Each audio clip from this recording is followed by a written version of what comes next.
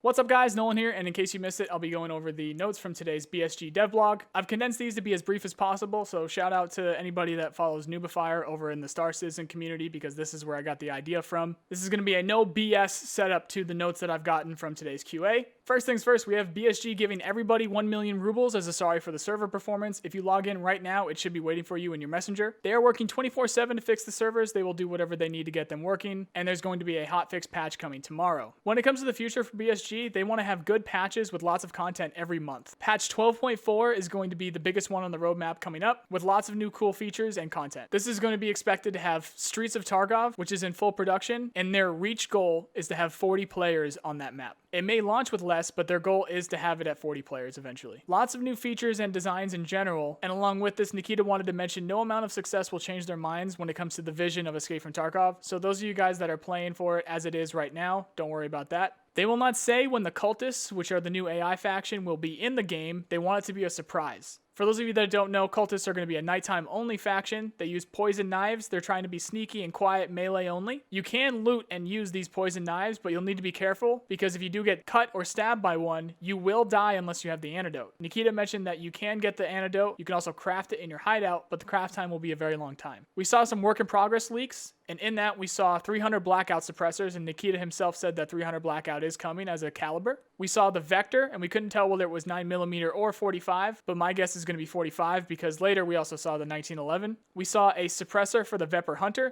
and the thing that I'm most excited for is a watch that has a compass on it. Nikita didn't go into too much detail, but we tend to believe that this is a working compass that we can use in game. We saw a box with a parachute draped over it, which immediately made us think airdrop, and Nikita confirmed this. There's going to be static chance appearances of airdrops. There's going to be randomized airdrops from the sky, and then also we can use the new feature coming to Escape from Tarkov, which is a flare gun to call in airdrops that have very expensive loot in it, but obviously it'll take some time for it to get there. Just like if any of you guys have played Division, it'll work very similarly, but you will have players that will most likely fight you for that gear. All around a very cool feature. One of the new features are going to be replaceable armor plates in your vests, along with modular vests themselves. So when your armor gets damaged in game, if you brought more armor plates with you, you can then swap them out to fix your armor on the fly in raid. We saw some more thermals and NVGs. Nikita confirmed that there's going to be many new night vision and thermal optics coming into the game, both as a head mount and on weapons. Nikita mentioned that there's going to be a lot of changes to interchange coming, mostly with the lighting, but there's also going to be 3 new PMC extracts coming. There's also going to be an alarm that sounds when you open up the Kiba store that will draw Killa, and he's also going to add raiders to the map that will get drawn by the alarm as well. Nikita mentioned that they're going to buff the loot inside Kiba significantly to go along with the new risk. We saw animations for a new Mossberg shotgun. We saw diving and prone lean animations. Nikita said that they will be doing rolling next, but they need to figure out how they're going to handle backpacks because obviously if you have a massive backpack on your back, you're not going to be really rolling on that too easily. There was a massive discussion around VoIP because the community is pretty torn on it. Nikita himself is very torn on it and says it is a tough choice because of trolls. He does not want to ruin the feel of Tarkov, which I think completely makes sense. He then mentioned that in the future you may be able to talk to teammates through radios in game. Nikita mentioned that BSG will be at TwitchCon for anybody that is wondering. Keep an eye out on their Twitter for that. Destructible doors are planned, with this specific example given being shotguns blowing the door open or the hinges off, then being able to breach the room. Melee takedowns are planned. Nikita specifically mentioned legitimate knife fighting with advanced movement and animations. Along with the advanced movement and animations are going to be vaulting and climbing. At the end of the conversation, they mentioned along with the movement is that the new overweight effect will be coming soon. So those of you that like bringing hundreds of pounds of stuff into their backpacks, don't get too used to that. Nikita mentioned that there will be a quick heal as a service from therapists in the future. Just as we can buy clothes from Ragman, we can go to therapist and she will heal our PMC for a price. After raid analytics will be getting better. People mentioned the ability to be able to see where your hits were used. For those of you that don't know, you can see how much damage you did in raid, but you don't know how much damage was done to a scav or how much damage was done to players. Nikita specifically mentioned that this is exactly what they're going to be looking to change. He also mentioned that this is not going to be soon, but it absolutely is planned for a after raid kill cam, where the lore behind it will be footage that you've gotten from one of Peacekeeper's drones, and it'll be a free cam open world that you can then rewatch the raid after it is finished. So you can go in and you can see who killed you, or you can go in and you can see what loot you might have missed. And speaking of loot, there is going to be more dynamic loot coming. This just means better loot in more places, with a total loot overhaul coming for expensive items, because Nikita mentioned that he doesn't exactly like where the economy is at the moment. There is going to be a customs map overhaul with new areas and extracts after interchange. The lighthouse map will be coming before the Streets of Tarkov map.